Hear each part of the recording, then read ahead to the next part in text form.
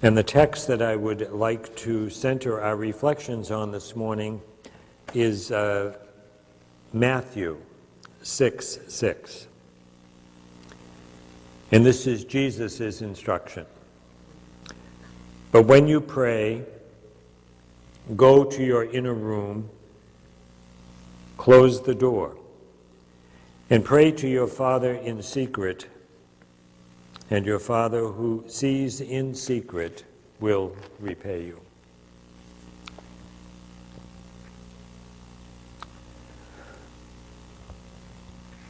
Gracious and good God, as we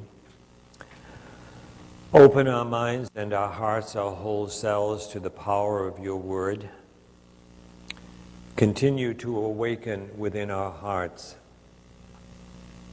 that desire, that deep desire simply to rest in your loving presence. A loving presence that seeks to heal us, to purify us,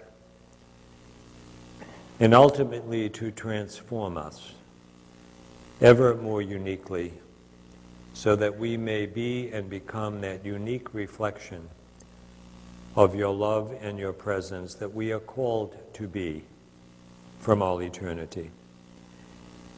We make this our prayer for each other today, in the name of Jesus the Lord. Well, again, on my own behalf, I want to thank you for coming and becoming the occasion for keeping me in Florida.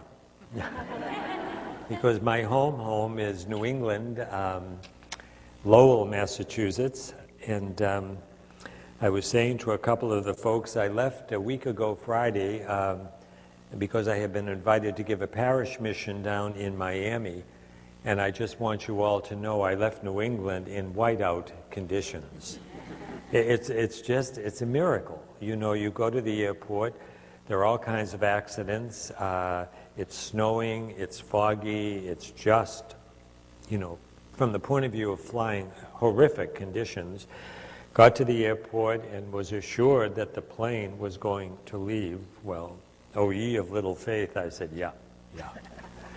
Well, it left, and it left after about a 40-minute de-icing operation, and you fly up eventually into the blue sky, and in about 3 hours, you're out of the snow in a 90-degree weather. I mean, does it get any better than that? So thank you for allowing me to remain in your presence just a few more days.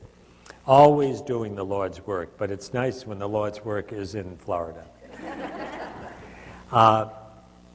Let me just, for a moment, put us into some context in relationship to the beautiful invitation that Jesus offers to us today. Whenever you pray, go to your inner room.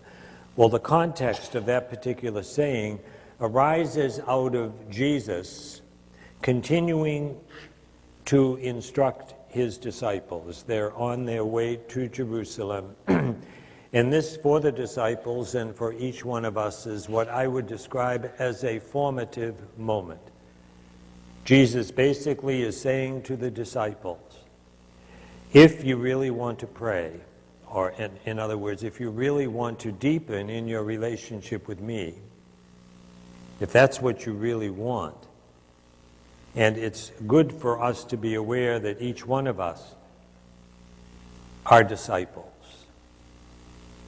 called to a life of discipleship, called to a life of relationship. And so Jesus is saying to each one of us as disciples, if you really want to deepen in your relationship, then go to your inner room, close the door, and begin to pray to your Father in secret. Father Thomas Keating, who really has brought this contemplative practice of centering prayer into local communities like ours, local gatherings like ours for the last several years, some years ago put together a teaching that he simply entitled as Prayer in Secret. prayer in secret. And again, focused his attention on Matthew 6:6. What was, and what is wonderful about that particular teaching, available on one of the spiritual journey tapes that are part of his overall teaching, is that he invites us to begin to reflect upon this particular text in a twofold kind of way. In other words, he raises two very concrete questions that I think can help us focus during our time today. And we're going to, in our time today, just in terms of the flow, certainly would like to share with you some conceptual background that will support our experience of prayer, but also to take the time today, at least on one or two occasions, to pray, to enter into the experience of praying. Otherwise, it just becomes more talk, and we've all had enough of that, frankly. And so what Thomas does in a very practical way is present the text to us. So you hear the text, and we're simply reminded that it's Jesus inviting us to a deeper level of relationship. But the first question that Thomas raises, I think is a very, very helpful question. So we've heard the text, and what would be the most practical question that would arise as you listen to the text? It's a how question. You hear the text, and then the practical question that arises from within our hearts is, well, how, in an everyday kind of way, how do I access my inner room? It's a huge challenge. Not impossible, but it's a huge challenge from the point of view of how do we concretely begin to discipline ourselves in such a way that we move from the head to the deepest level of the heart. Some spiritual writers remind us that that's the longest journey we ever make, is the journey from the head to the deepest level of the heart, to the deepest, to our own deepest center, where we are always at one. We are always in union with God. God doesn't move in and out of our lives, depending upon our own psychological mood of the moment. God is always present. God has pitched God's tent within the fertile soil of our heart, so we might call upon Paul's letter to the Romans that assures us that the love of God has been poured out upon us through the Holy Spirit that has been given to us. God has chosen to come to us. And God has chosen always to dwell within our deepest self, or to dwell within the deepest level of our hearts. So how do we move from the head to the heart? I don't want to make this an impossible challenge, but I simply want to underline that it is a challenge. It is a challenge just because of the human condition. And one of the ways that became clear for me, the challenge that it presents to us, was an example that Father Keating offered many years ago, again in the context of a retreat. And he suggested, at that particular time, we were just beginning this retreat, and he just suggested that we become aware, just become a little more aware, that the ego, just let that image, the image of the ego can be described as a bridge that covers over the present moment. Just let that wash over you for a moment. The ego, and we're not making a judgment, in relationship to should or should not. It's just the way it is. The ego is like a bridge that covers over the present moment. So, if we're not in the present moment, and it is only in the present moment that we can experience the presence of God, if we're not in the present moment, where are we?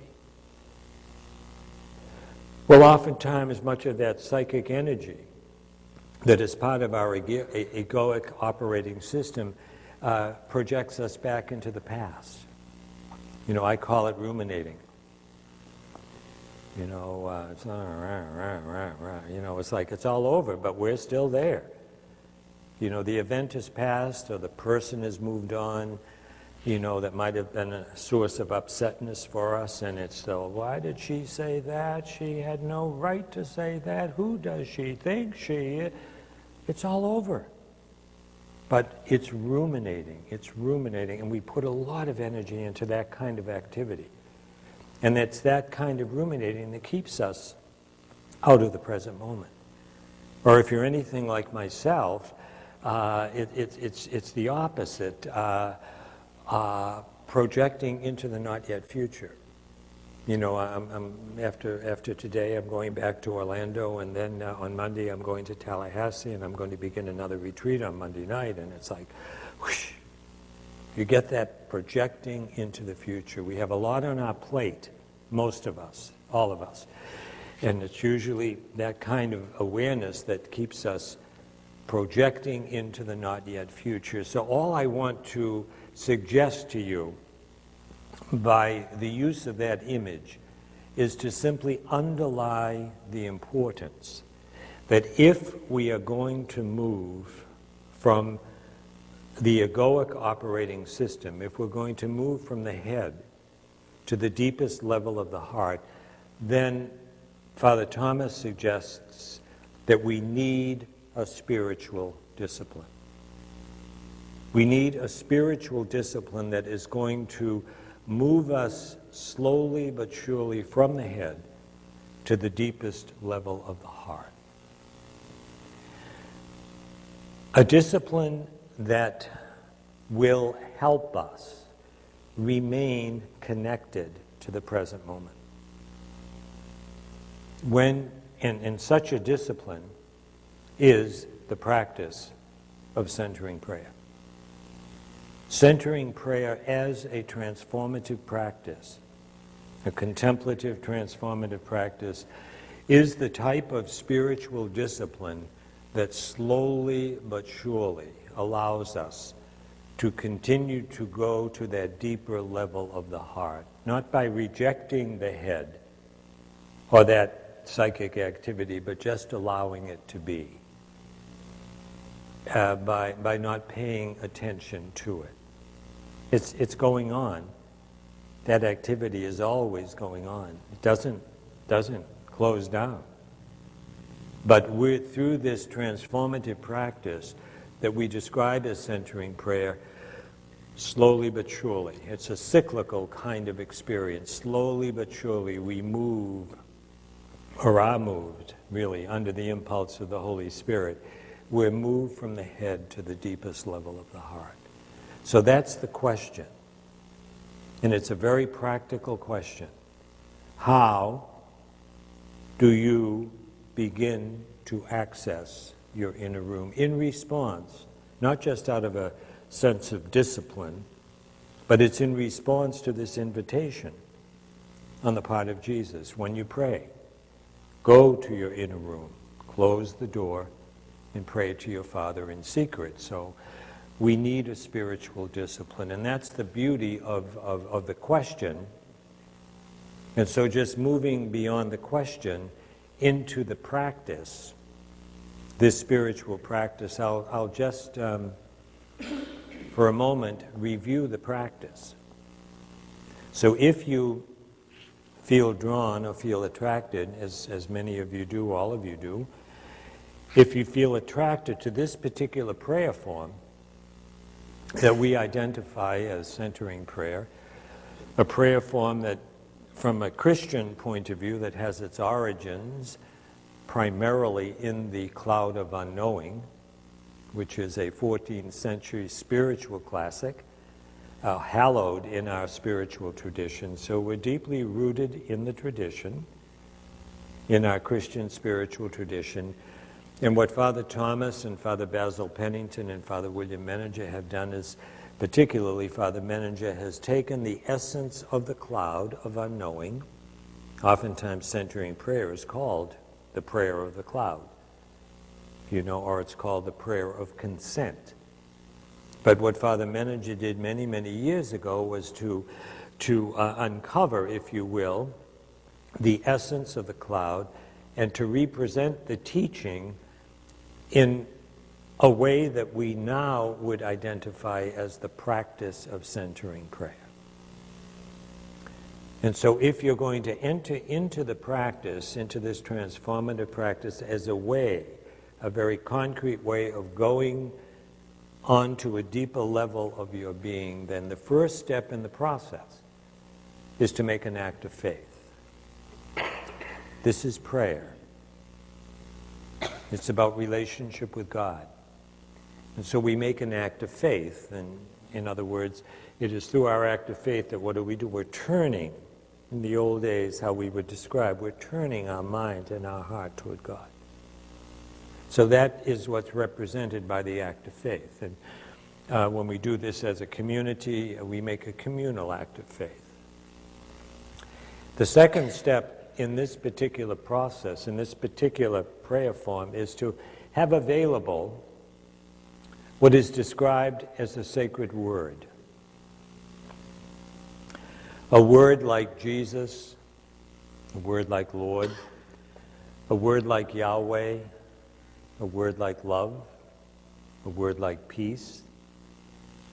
The sacred word, and the word is not sacred because of its content, but rather the word is sacred because of what it represents for you and for me. And so that when we have selected our sacred word, the second step in the process, that sacred word represents for us our intention. Centering prayer is a prayer of the will. And at the heart of the prayer is our intention.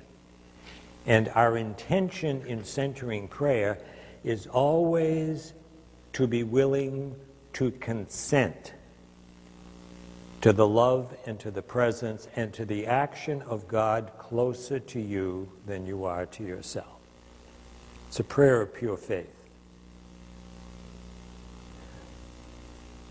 So the sacred word is the symbol of our intention, the symbol of our willingness and our desire to consent to the indwelling presence of God, closer to us than we are to ourselves. God is always present to us. It's an act of faith. We believe this or we don't believe it. And what I love to say, worthiness has nothing to do with it. It's all about God. It's all about God's divine initiative. It's all about God's desire to reach out to us and to come to us. This is the wonder of it all. If you want to be overwhelmed by that wonderful way, concrete way that God has chosen to reach out.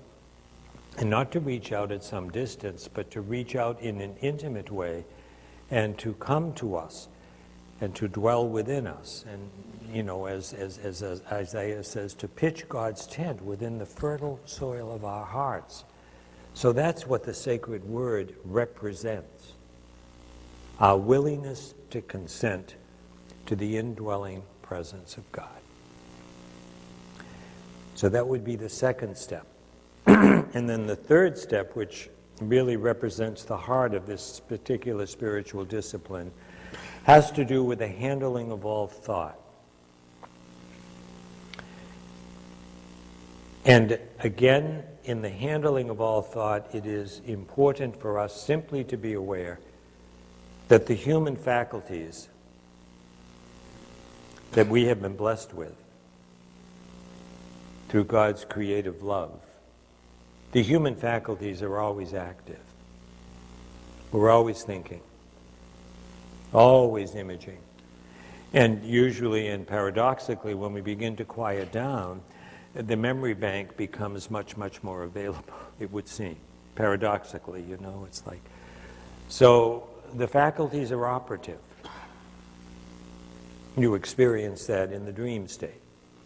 You know, even in sleeping, you know, you haven't turned anything off. You're always thinking, always imaging. And so, you know, in this particular prayer practice, it's important to assume a friendly attitude toward all thought. Thoughts are integral to the practice of centering prayer. They're an essential part of the practice of centering prayer. They're not tendential.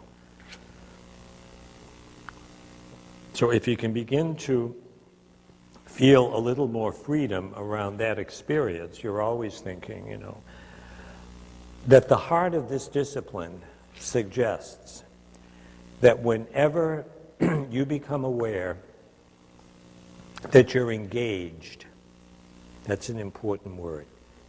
Whenever you become aware in your prayer, in the 20 or 30 minutes of silence, anytime you become aware that you're engaged, by engagement I simply mean emotional commentaries beginning to evolve. You know, as Father Thomas would say, you're on the boat.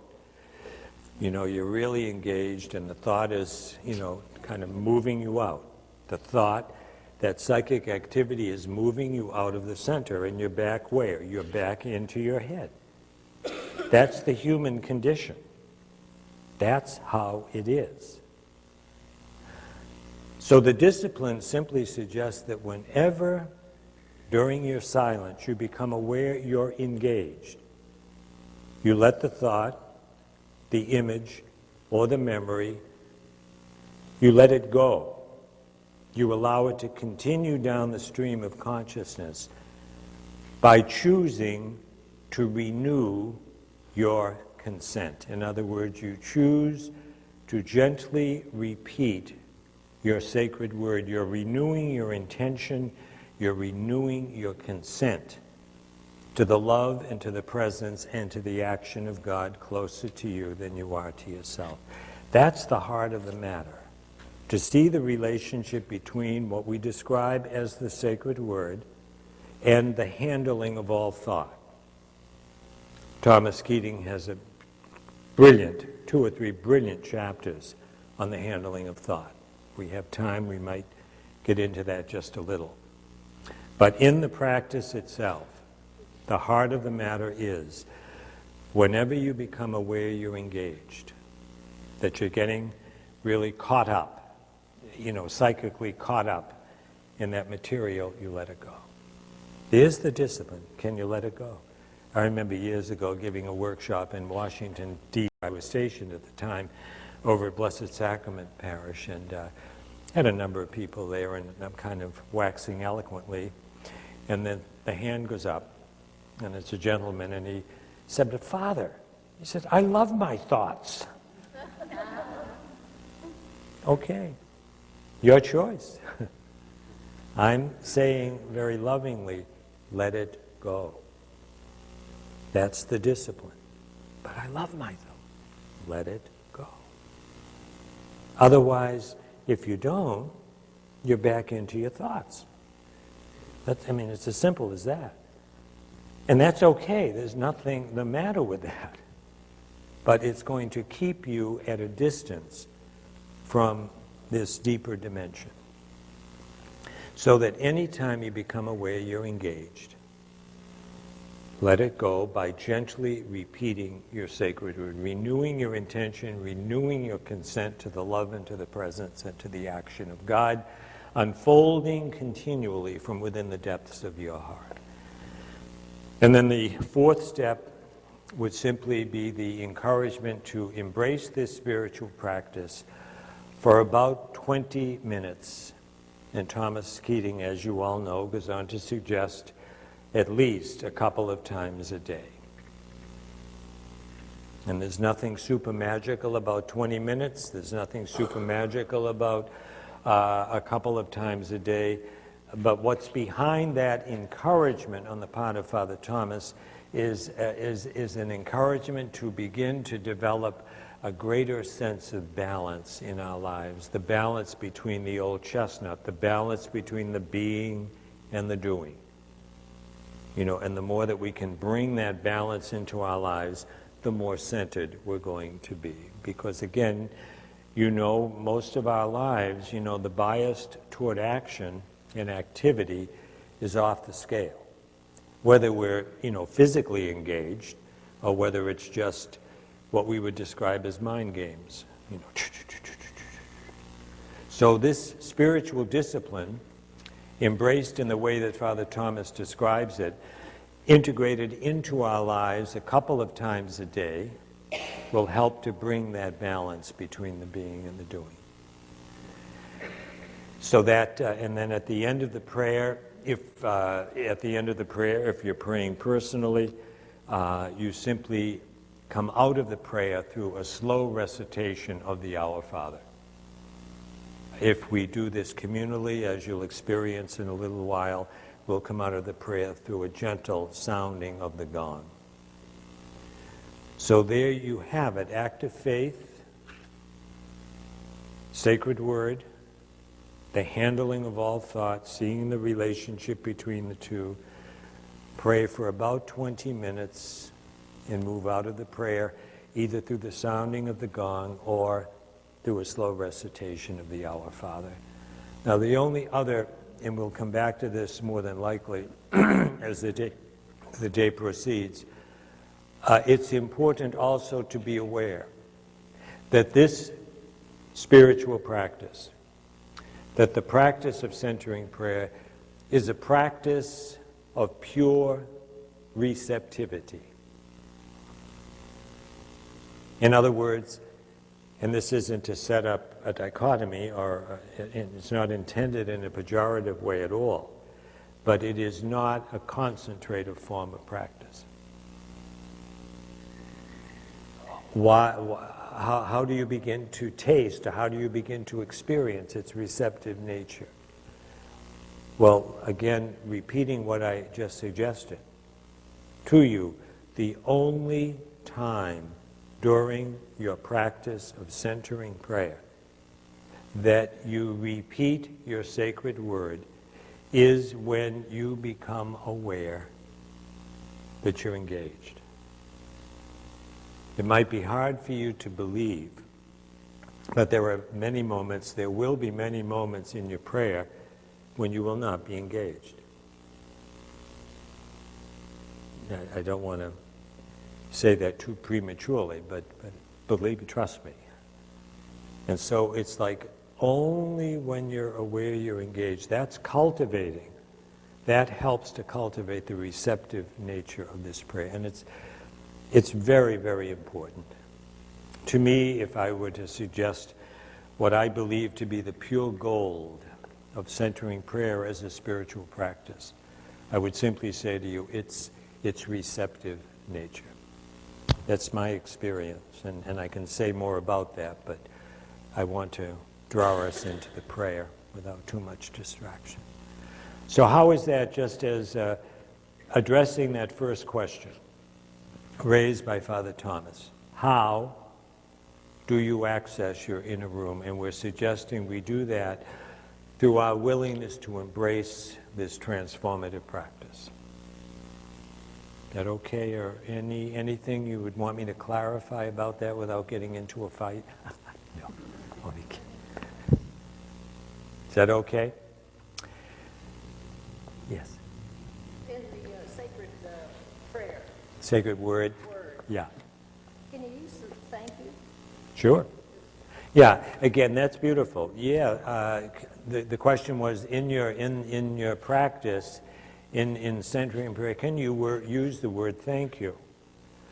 Surely, again, the content isn't so important, but for you, and I'm not trying to project, but for you, thank you represents your desire to consent to the presence of God. That's if there's an importance in that.